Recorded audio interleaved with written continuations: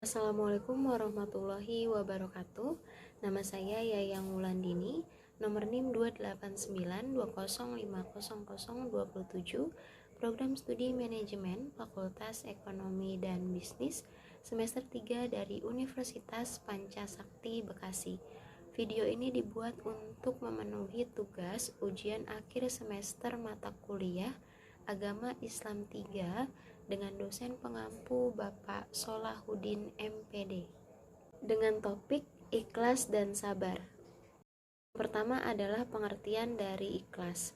Secara etimologis, kata ikhlas merupakan bentuk masdar dari kata aslaha yang berasal dari akar kata kalasa. Menurut Louis Makluf, kata kalasa ini mengandung beberapa macam arti sesuai dengan konteks kalimatnya. Ia bisa berarti syafa atau jernih, naja wasalima atau selamat, wasala atau sampai, dan itazala atau memisahkan diri. Maksudnya, di dalam menjalankan amal ibadah apa saja harus disertai dengan niat yang ikhlas tanpa pamrih apapun. Selanjutnya adalah ayat-ayat yang menerangkan ikhlas.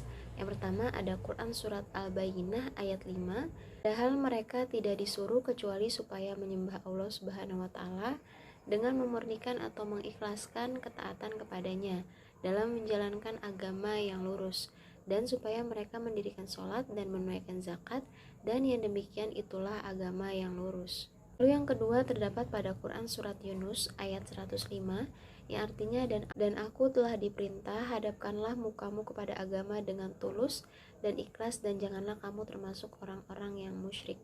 Dan yang ketiga adalah terdapat pada Quran Surat An-Nisa ayat 125 yang artinya dan siapakah yang lebih baik agamanya daripada orang yang ikhlas menyerahkan dirinya kepada Allah sedang dia pun menjalankan kebajikan, dan ia mengikuti agama Ibrahim yang lurus, dan Allah mengambil Ibrahim menjadi kesayangannya.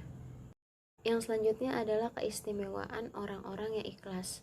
Orang-orang yang ikhlas merupakan orang-orang yang bersih dari dosa karena mereka telah berusaha membersihkan dirinya dengan benar-benar melaksanakan segala perintah Allah Subhanahu wa Ta'ala dengan tulus. Dalam berakidah mereka benar-benar mengesahkan Allah Subhanahu wa Ta'ala dan tidak menyekutukannya dengan yang lain. Selanjutnya dalam melakukan ibadah dan amal kebajikan lainnya, mereka kerjakan semata-mata karena Allah dan untuk Allah, bukan karena manusia dengan cara riya dan sum'ah untuk mendapatkan popularitas dan kesenangan hawa nafsu lainnya. Oleh karena itu, wajar kiranya terhadap orang-orang yang ikhlas ini Allah Subhanahu wa Ta'ala menganugerahkan keistimewaan dan kelebihan kepada mereka dalam kehidupan duniawi dan ukhrawinya. Orang-orang yang ikhlas memiliki ciri-ciri diantaranya yang pertama selalu memandang diri sendiri, yang kedua khawatir terhadap popularitas, yang ketiga cinta dan benci karena Allah Subhanahu wa Ta'ala, yang keempat adalah tidak terpengaruh oleh kedudukan dan pangkat, dan yang kelima adalah tetap beramal meski belum terlihat hasilnya. Selanjutnya adalah balasan orang yang tidak ikhlas. Maksud hadis Nabi Shallallahu Alaihi Wasallam yang artinya sesungguhnya manusia yang pertama dihisab pada hari kiamat nanti adalah seseorang yang mati syahid, di mana dia dihadapkan dan diperlihatkan kepadanya nikmat yang telah diterimanya, serta ia pun mengakuinya. Kemudian ditanya, apakah yang kamu gunakan terhadap nikmat itu? Ia menjawab, saya berjuang di jalanmu sehingga saya mati syahid. Allah berfirman yang artinya kamu dusta, kamu berjuang dengan niat agar dikatakan sebagai pemberani, dan hal itu sudah terpenuhi. Kemudian Allah memerintahkan untuk menyeret orang tersebut yang akhirnya dia dilemparkan ke an-nar atau neraka. Selanjutnya adalah pengertian dari sabar. Sabar berasal dari bahasa Arab dari akar sabara, hanya tidak yang berada di belakang hurufnya karena ia tidak bisa berdiri sendiri. Sobaro ala berarti bersabar atau tabah hati. Sobaran berarti memohon atau mencegah.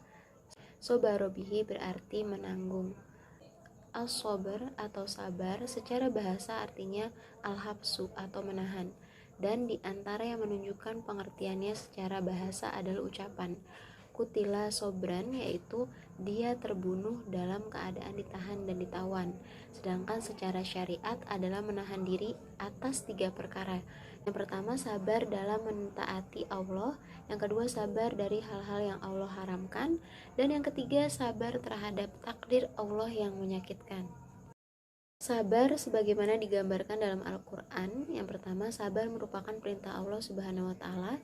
Hal ini sebagaimana yang terdapat dalam Quran surat 2 ayat 153, yang artinya, hai orang-orang yang beriman, mintalah pertolongan kepada Allah dengan sabar dan sholat. Sesungguhnya Allah beserta orang-orang yang sabar. Kedua, pujian Allah bagi orang-orang yang sabar sebagaimana yang terdapat dalam Quran surat 2 ayat 177, yang artinya, dan orang-orang yang bersabar dalam kesulitan, penderitaan, dan dalam peperangan, mereka itulah orang-orang yang benar imannya, dan mereka itulah orang-orang yang bertakwa. Kemudian yang ketiga, kebersamaan Allah dengan orang-orang yang sabar, artinya Allah Subhanahu wa Ta'ala senantiasa akan menyertai hamba-hambanya yang sabar. Allah berfirman dalam Quran surat 8 ayat 46, yang artinya, dan bersabarlah kamu karena sesungguhnya Allah itu beserta orang-orang yang sabar. Selanjutnya adalah kesabaran sebagaimana digambarkan dalam hadis. Yang pertama, kesabaran merupakan dia atau cahaya yang amat terang, karena dengan kesabaran inilah seseorang akan mampu menyingkap kegelapan.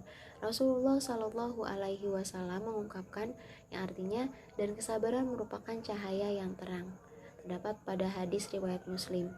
Yang kedua, kesabaran merupakan sesuatu yang perlu diusahakan dan dilatih secara optimal. Rasulullah Shallallahu Alaihi Wasallam pernah menggambarkan, yang artinya, barang siapa yang mensabar-sabarkan diri atau berusaha untuk sabar, maka Allah akan menjadikannya seorang yang sabar. Terdapat pada hadis riwayat Bukhari. Ketiga, kesabaran merupakan anugerah Allah yang paling baik. Rasulullah Shallallahu Alaihi Wasallam mengatakan, dan tidaklah seseorang itu diberi sesuatu yang lebih baik dan lebih lapang daripada kesabaran. Terdapat pada muttafaqun alaih. Lalu yang selanjutnya adalah kiat-kiat untuk meningkatkan kesabaran, yaitu mengikhlaskan niat kepada Allah Subhanahu wa Ta'ala bahwa ia semata-mata berbuat hanya untuknya.